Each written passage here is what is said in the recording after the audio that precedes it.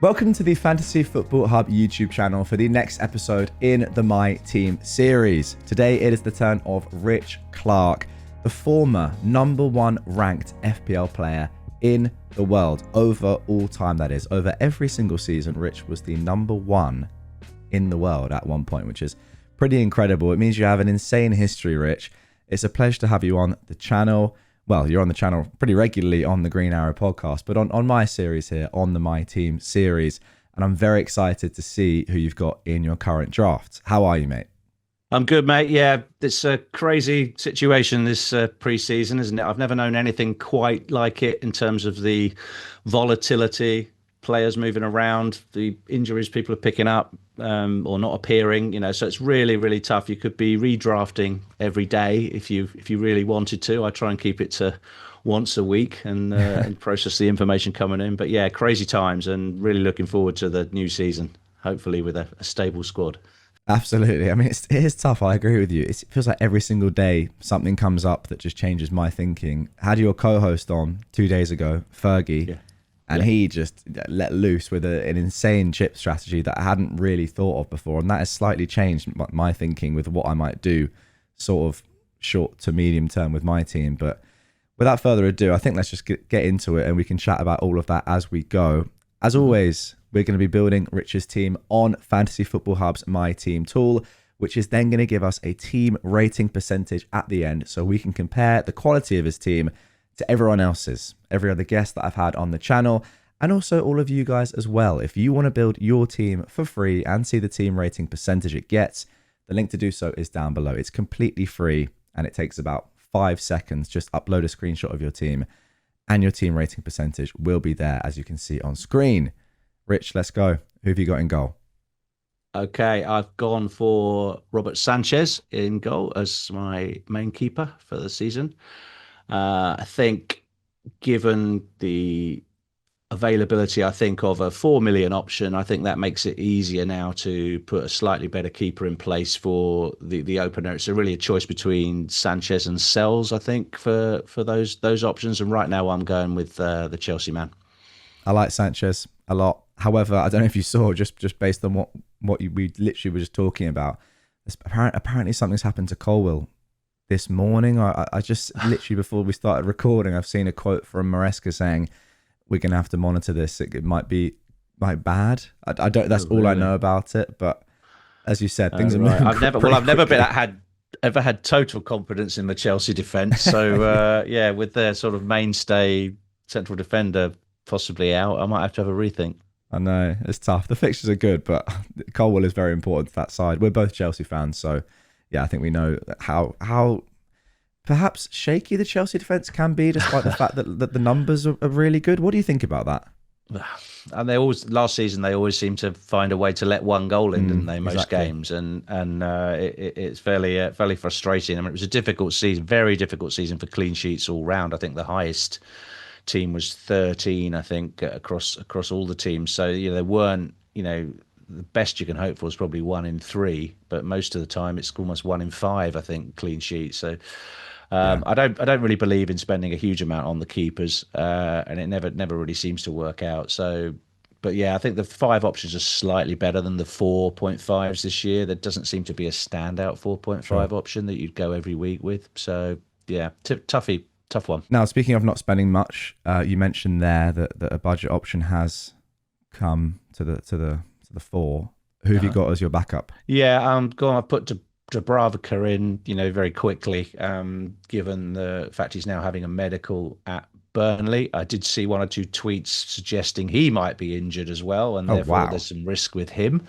But I haven't substantiated that. I think he is likely to go to Burnley and be their starting keeper. They're paying quite a bit of money for him, and I think he's obviously gone there to get football, and I'm hoping that he presents a bench boost option in the non too distant future. So having a 4.0 really is a gift, either as a fifth defender that's got guaranteed minutes or as a second keeper. Really, your you're actually gaining another precious £1,000,000 by having a couple of people in those spots. So I really believe in that at the beginning of the season. And actually, given the fixtures for Burnley, or one fixture that we'll probably discuss in a minute, he's a good option.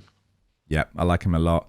It's worth mentioning as well, at the time of recording, he's still a Newcastle player, so that's why his predicted points are 0. If he goes to Burnley, which it looks like he will, he may well have done by the time you're watching this video, then that will change. Okay, let's move on to the defence then. Who have you got? I've gone for Milenkovic as my 5.5 option. And I've gone for a second 5.5 option in Daniel Munoz. Oh, okay. That's the first time we've seen Munoz on this series, actually. Yeah, he's a little bit under the radar because of fixtures, perhaps. It's away to Chelsea in the first week, but Palace, he's like having another attacker. I think it's probably the closest thing to a Trent for 5.5 you can get in the game at the minute, and I really like the way he played for most of last season. Just charging forward. I know we've got DEFCON points to consider now, and I've seen some defenses set up with just high potential DEFCON options across the board, but I'm just going for the attacking returns with Munoz, and I just want him in my team for the season. I'm not too worried about the tough early fixtures, and at the minute I think I downgraded Van Dijk to Munoz just to save that precious £500,000, but I could end up going back to Virgil if the Community Shield looks a bit one-sided on Sunday. Sure. Yeah, no, I really like that pick. He was in a lot of teams at the end of last season, and I agree with you. Does a slight change to the rules completely eliminate him as a pick, or maybe some tough early fixtures? No, I think he did quite well for a fullback on DEFCON. I think he would have returned about 14 DEFCON points as well as the attacking return. So he's not going to be as strong as maybe a Tarkowski or a Milenkovic or a Murillo in that respect, but he's actually reasonably well up there in terms of the potential for getting those blocks and tackles and clearances and interceptions that we're trying to get our heads around. Yep. You're spot on. There you go. You can see it on the screen right down here. These are the defensive contribution points he would have got last year if defensive contribution points were a thing in FPL last season. You can see this for every single player, by the way, in our Opta-Stats section on the Fantasy Football Hub website. Okay, next defender, mate. Who have you got? Oh, okay. I think I'm trying to remember who I've got else. I've got a couple of rotating 4.5s, and I think they are really designed because they've got good starts to the season fixture wise, and again wanting to put the budget into midfield predominantly has meant I've gone for a couple of players at this level. I've gone for Concert of Villa and Van der Ven of Tottenham. Okay, I like it. Concert was great last year. Van der Ven wasn't as much, but people are a bit hotter on the Tottenham defence this season. Yes, I think Thomas Frank will bring a bit more discipline to their play. I think Van der Ven is a little bit injury prone. He's been out for long periods, but he is capable of he's very fast. He's capable of charging up the pitch and getting attack and return. So I'm hopeful for him. But also it's a good opening fixture.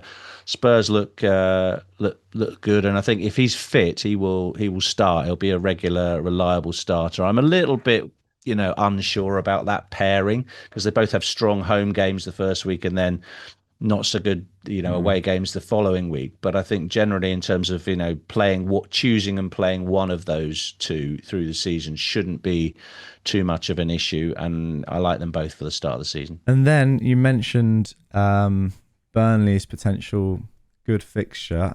Is your last defender a Burnley defender? It is, yes. You're obviously used to what's coming out here. Yeah, Esteve is the choice here. He's pretty nailed, I understand, and really, I just like the idea again of having that 4 million playing defender that's going to sit on my bench, the vast majority of weeks. But he plays Sunderland at home in game week 2, so without giving it away too early, the bench boost is definitely an opportunity there in game week 2 without spending the normally, large amounts of cash spreading the money across 15 players, you've got two 4.0 options that you can happily play with a decent chance of a clean sheet. I think Burnley only conceded 16 goals in the whole of the Championship season last year, which is insanely low. I mean, it's ridiculous. But they are obviously capable of keeping clean sheets. And against Sunderland, a fellow team that's come up with them, I think they've probably got a good chance next week. Yeah, I'm always a little bit cautious with stats like that, just because I know it's a different level. But like early on in the season, when they're playing against exactly a team that was significantly worse than them, let's be realistic, in terms of like points last year, that could be a really good option for bench boost. The thing is, then I do like think, well, you have Dubravka, Liverpool at home, Van der Ven, City away as your bench. We'll get on to potential other windows to maybe bench boost, or like what you're thinking overall with chip strategy when we finish your team. But yeah, definitely interesting. Let's move on to the midfield. Okay, yeah, this is where I've got most of my money invested. I think we can go through the fairly template picks of Salah and Palmer, which I've seen in the majority of drafts that are out there. I think they're very safe options to begin the season. And after my experience of not owning Salah at key periods last season, I'm certainly not going to make that mistake again coming out of the gate. So he's in for me and will be my captain for week one. Palmer is also an able captain in the first few weeks. So really they're the two premiums that I've invested the most in. I've also gone at this stage. I've gone for Florian Wirtz as the third defender. I've moved around quite a lot on this, but I think given his performances in recent pre-season, he looks very settled already in that number 10 role, and is around the box the whole time. And I just like the idea of doubling up on the best attack, out the gate, and I think he'll have a great season, and he's possibly one of the most underpriced options in the game. So because if he starts to perform like a 10 million plus player, he'll be in everybody's team in the first few weeks. Yeah, I agree with that. I think more people are sort of cottoning on to that fact that like if you do go without him and he starts super well, you are in trouble, and there's not really too much risk with him. I know he's a new player to the league, but he's got so much quality around him. The fixtures are still decent. He's in like the best position you can be for, attacking midfielder for that Liverpool team is very, very good. He's going to have a lot of chances to sort of, there are going to be a lot of moments in games where he can get returns, I think is the thing. So you are sort of betting against him, but maybe Liverpool a little bit as well if you don't go with him. Maybe I'm being a little bit too strong there, but in a game where Salah will be owned by the vast majority of engaged seasoned managers, you're not really going to get any advantage from owning and captaining Salah, are you, over the pack? It might take quite a while for the Salah trust to really pay off. So therefore, where do you get your additional Liverpool points? You either go for an attacking defender that might be a bit of a minutes risk, or at the moment you probably put it on Wirtz. I think with the Isak situation, it's just not really certain who's going to start up front for them in the long term. So I think he's just a safe pick. Okay, looks good. Who is your next midfielder? Yeah, gone for Morgan Rogers. He's a player that was in my team for all 38 weeks of last season. Obviously, He was a 5 million option then, and turned out to be an absolute bargain for the season. Really, his emerging season for Villa, and is now arguably they're one of the most experienced players and the first name on the team sheet. However, Jack, just before we went on air, you made me aware that he got a bit of a knock on his ankle last night. I saw he'd played 7 minutes, but I just assumed he'd been given a bit of a rest and come on at the end for someone. But no, he's picked up an injury, hasn't he? He has. I mean, again, like it's very tough to know how serious that injury is, whether we'll get much news on it as well. I think Villa still have 2 more pre-season games to come, so I wouldn't immediately be taking him out of your squad. This is just to everyone, because obviously, he's been so good. And this is sort of the first injury he's ever really got. I think he tried to run it off, but obviously it's a preseason friendly, didn't really want to risk it. So I don't know how serious it is. It looked like a little ankle roll or something, just planted his foot a bit wrong. As I said, I don't think it's worth suddenly ripping up your draft to get rid of him, but sure. Have you got any Sure. other Okay. Well, I potential think that's options?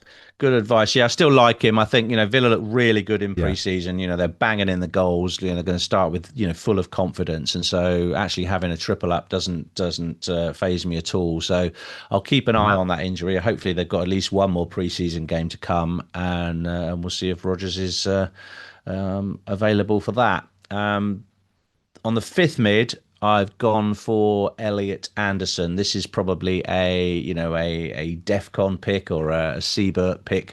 Really like his stats from last season, like his price at 5.5. He's on some set pieces, takes the corners for Forest, and I think it's either really him or Caicedo. And I think I might be spent up on all my Chelsea options, so therefore Elliot Anderson comes in is the fifth mid.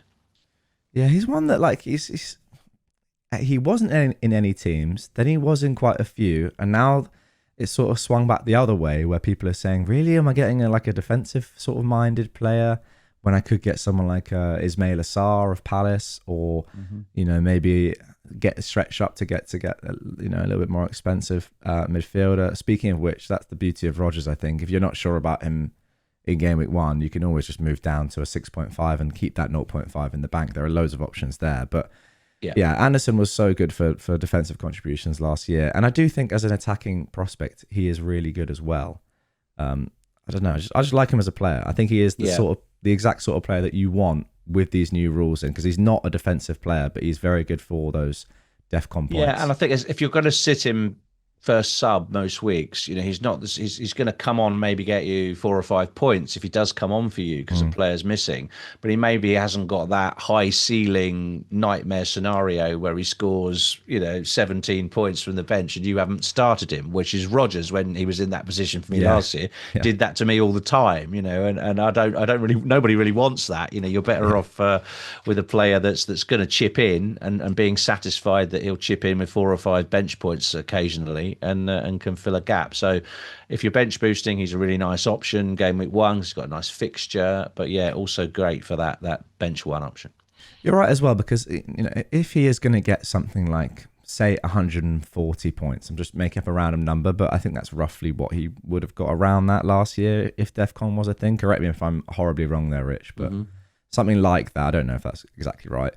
And there's another midfielder that is around his price point that will get a similar amount of points, but he is really inconsistent. As you said, 1 week he might get 15, then he might get 2 for the next 3 weeks, then 10, and blah blah blah.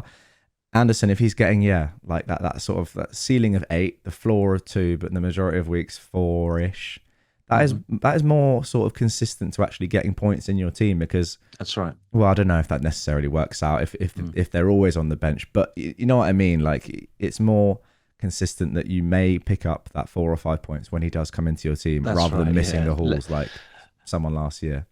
Less feast and famine, just Mr. Steady. Which is what you want, as you along said. with the average. Yeah, no, I like it. I can't really. Harry Wilson tempts me, but I'd like to see him getting a regular start.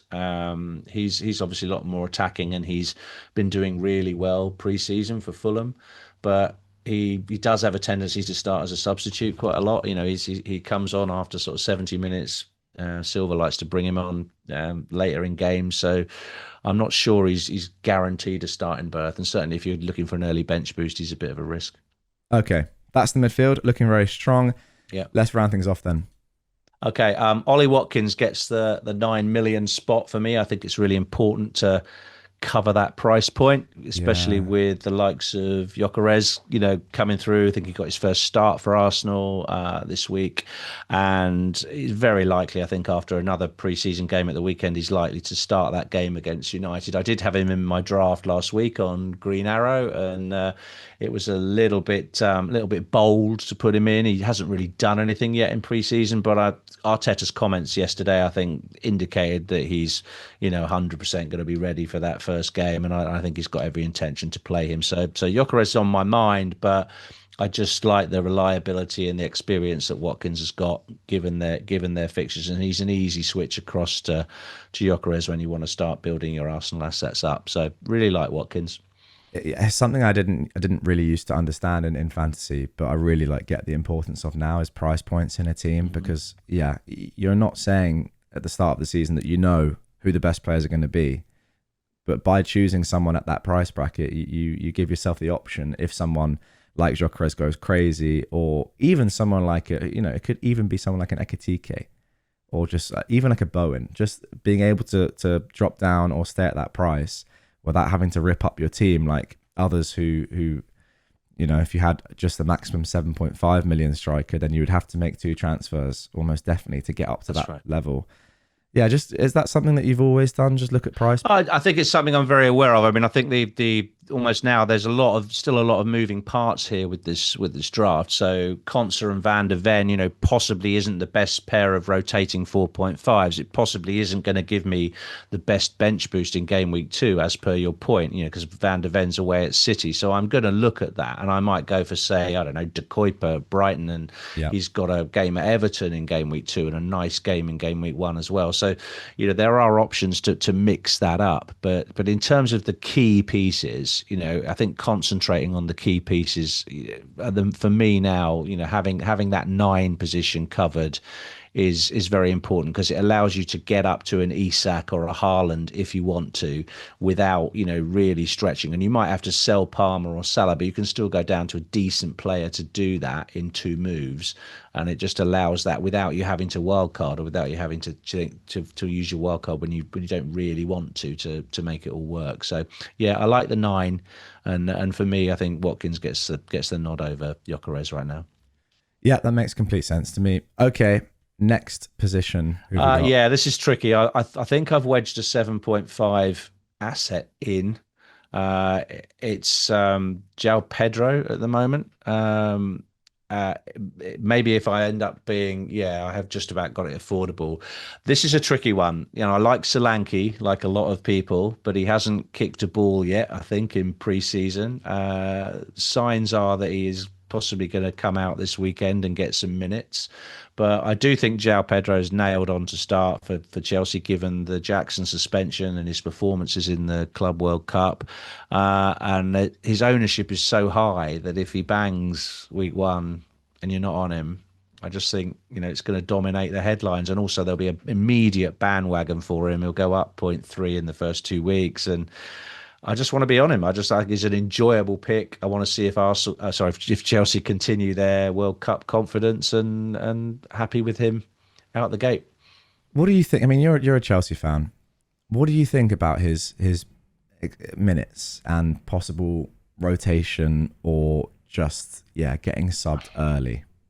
Yeah, I think it's definitely not going to be a 90-minute player, given the fact there are backup options, and he's got at the moment 2 able strikers in Jackson and Delap right there to come on for extra minutes. But I think the role is his until he gets a knock, or he has a bit of underperformance in a game. So I think he's already, just those couple of games in the World Cup, key games, he's cemented himself as the starting number 9 for Chelsea. But he can also play in other positions, so he may not always start up front for them. Yeah. I just think at the moment, I think Jackson wouldn't be surprised if he left by the end of August and went to another club.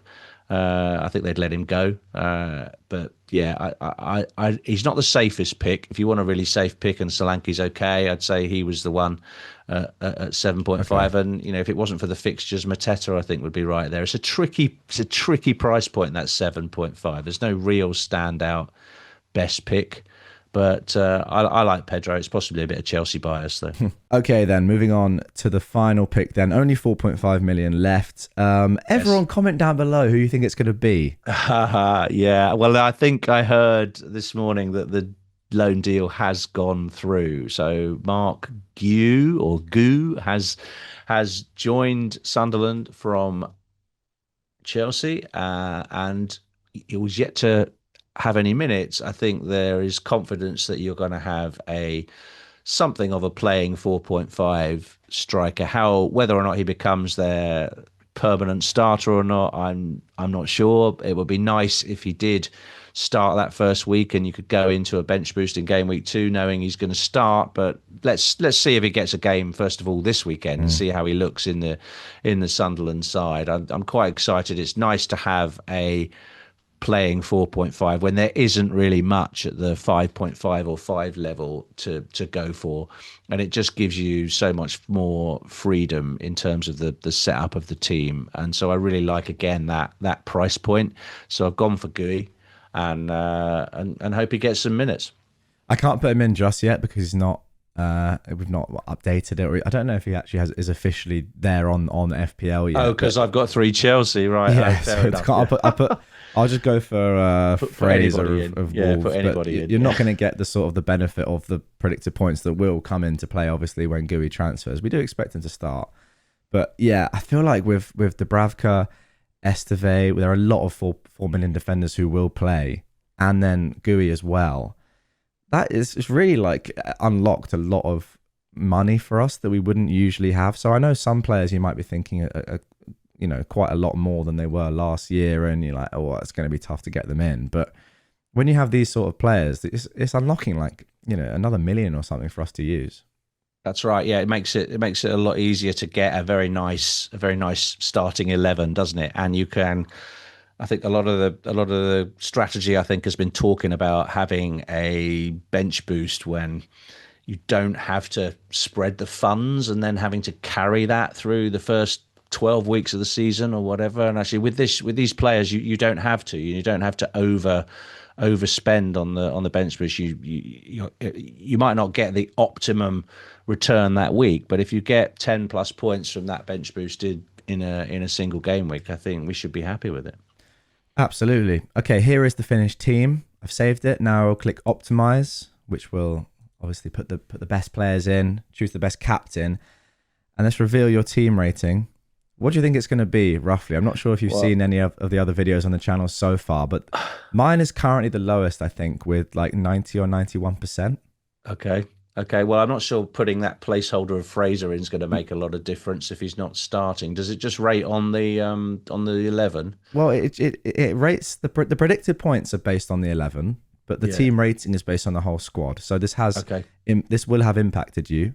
So it will be slightly better than this, but not by too much. Okay. Well, let's have a look. I don't know. Probably. Oh wow. Yeah. Well, there we are. 96. Is that one of the better ones? You've gone straight to the top. Haha, wonderful. That is fantastic. That is a surprise.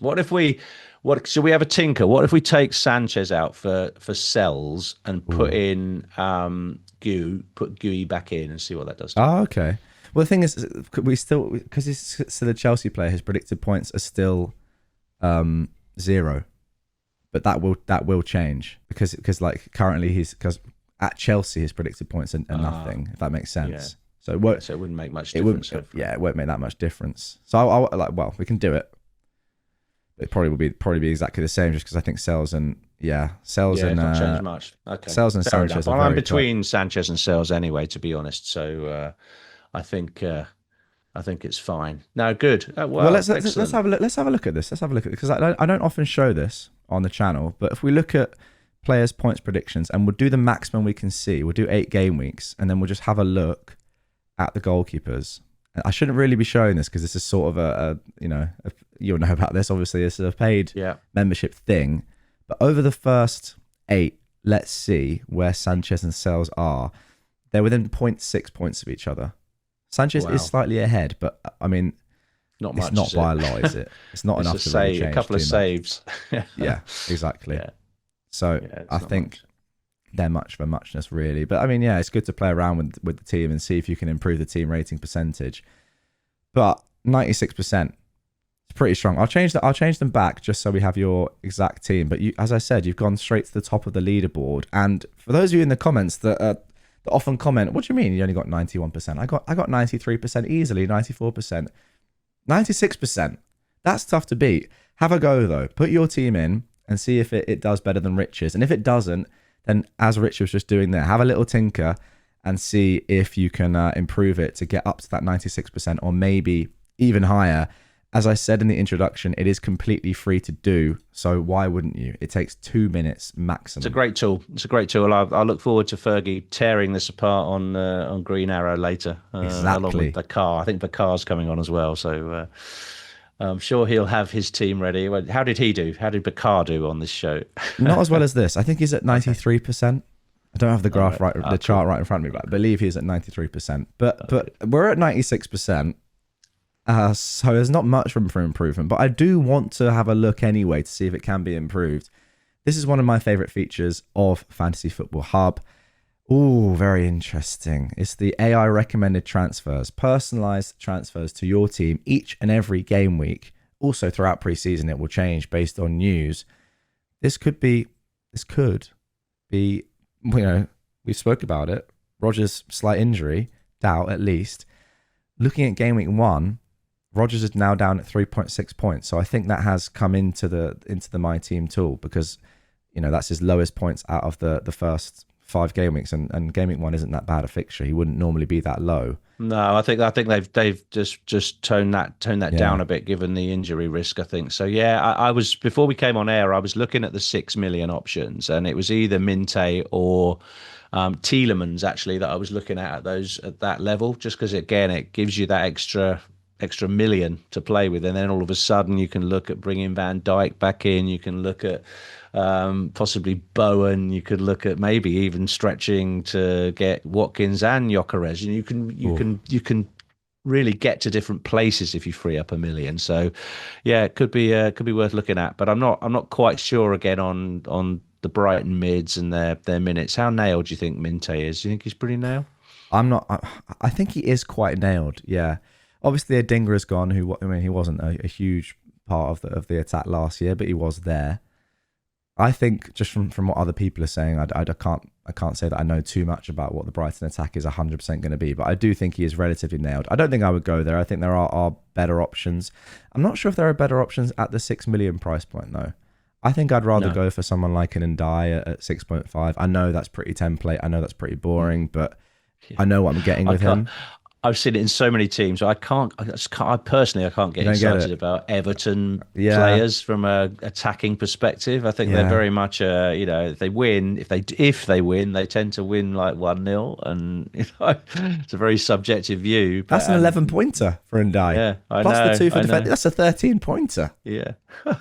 No, I know you are. But yeah, new stadium and all that. I'm not quite sure I'll have Everton out of the gate. That's very fair. But anyway, that is your recommended transfer, and you guys can get your recommended transfers if you sign up to Fantasy Football Hub. Link down below. It's 50% off right now, and if you do not win your mini league this season, you will get all your money refunded to you. It's an insane deal. You will not find a better deal in the Fantasy Premier League community. If you don't win your mini league, all your money will be refunded. That is just insane. The beauty of something like this is that, think about not right now when you're really locked into FPL and you're sort of, what's going on. Think about game week 23.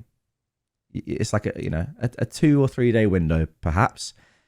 You're busy. You've got a life. You've not been on Twitter every day looking at all the transfers and news and injuries, whatever. You come onto this and you see that Rodgers is being recommended as a sell for Minter. And you're like, why is that? Then maybe you look it up and you see that Rodgers has picked up a knock. Like Rich didn't even 100% realize that, and Rich is Rich. So you're not always going to be knowing every bit of information that happens in the world of football. No. I don't think anyway, unless you're like me and you're just on it the whole time.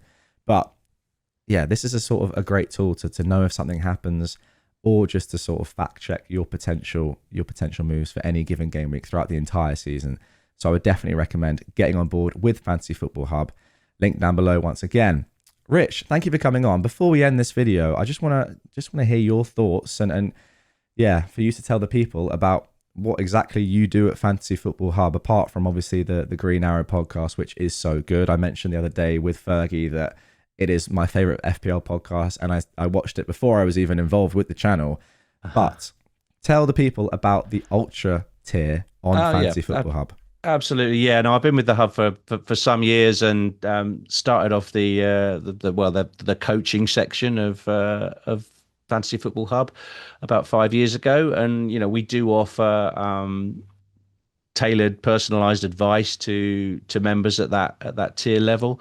We have myself and a number of other contributors and experienced FPL managers who write for the Hub and do other services for the Hub. We will coach you and hopefully make you into a better FPL player, because we do have different levels of player. People who are new to the game, it can be quite daunting, all the information you have to process and the decision making, and so we'll help you to learn how to become an accomplished FPL player. But we also have people who are experts at the game themselves, and they just want a second opinion. They want a second pair of eyes. They know what they're doing. So whatever your level, there's a coach for you, and we can offer you some advice to win your mini league and to get the best season you've ever had out of the Hub. And we have a nice community. We do monthly Zoom calls, so we'll get on the phone and chat, and we have WhatsApp communities and so on. So we're always talking FPL, and we have a great community of members at that level, and really enjoy interacting with them. It's growing at an alarming rate as well. I mean, just from chatting to you, you say it's just, there are so many people now that really enjoy the community, the tips, everything. It is a community of people that are just really engaged, and I could not recommend it more. Link to that is down below if you're really serious about your FPL. I mean, if you've watched this far into the video, at least go and give it a look, I would say, because you won't regret it. Rich, thank you very much, mate. As always, you've gone to the top of the ranking. So, yeah, what can I say apart from great team? Looks really good. Thanks, Jack. Brilliant. Thanks for having me on. Thank you very much, mate, as always. And guys, if you want to see the other guests that we've had on the channel and look at their teams, there's a playlist on screen right now. It'll be in the middle of the screen right there. Click through that, watch everyone else's, subscribe to the channel if you're new, and sign up to Fantasy Football Hub.